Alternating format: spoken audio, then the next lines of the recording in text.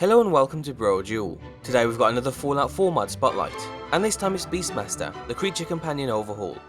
As most of you probably know, the Wasteland Workshop DLC added a bunch of new features, and one of those is the ability to capture creatures from the Wasteland.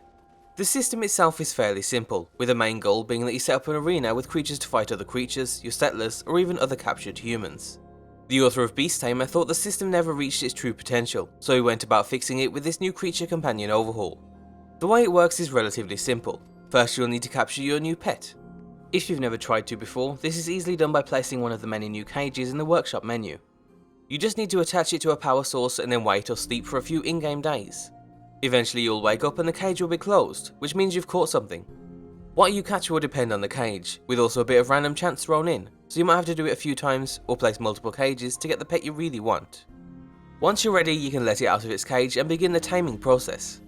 For this you have two methods. The first is through crafting new items called control chips. If you caught an animal, like a dog or a cat, then you simply just need to inject a standard chip into it. However, if it's a bigger creature or monster, then you'll need to use the advanced control chip, which costs a bit more when crafting.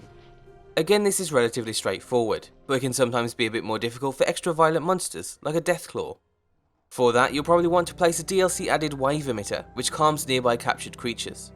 Or alternatively, the mod adds tranquilizer darts that calm targets for 60 seconds, which is great if you'd prefer a more hunter-inspired option.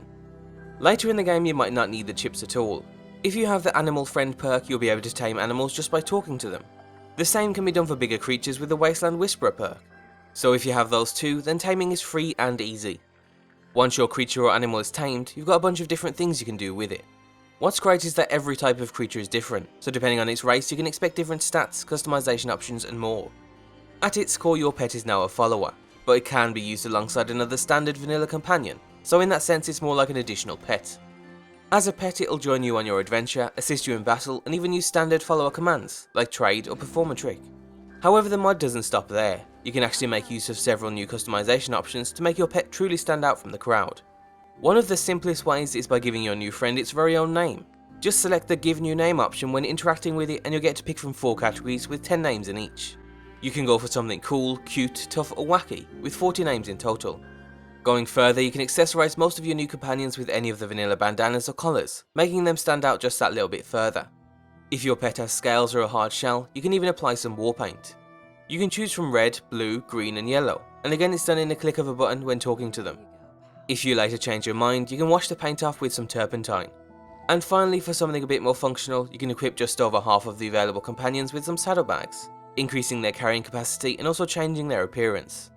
Saddlebags can be crafted at a chem station and also dyed to represent the major factions in the game. All of these customization features not only make your new friends stand out, but they can also have a lasting effect on their personality. This is thanks to a new happiness system, similar to the affinity system for the humanoid followers in vanilla.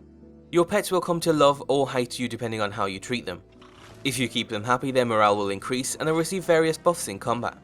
From increased defenses, speed, damage and even a higher chance to find items. Their race will even determine what items they find. For example, Mirelurks in particular are attracted to shiny trinkets. However, those who mistreat their pets will see them become less effective in the same areas, and eventually, if they come to hate you, they could even turn on you and attack. So to avoid that, you can keep them happy by simply spending time with them. But for extra boost to happiness, you can apply accessories or paints or feed them special animal treats. These can be made at a cooking pot and apply minor buffs to things like HP regen and speed. You can mistreat your pet by ignoring them, or more significantly by shooting them outside of combat, or injecting them with a mutating serum. These serums can be crafted into new serum syringe ammo, and shot into your pets for more aggressive buffs in combat.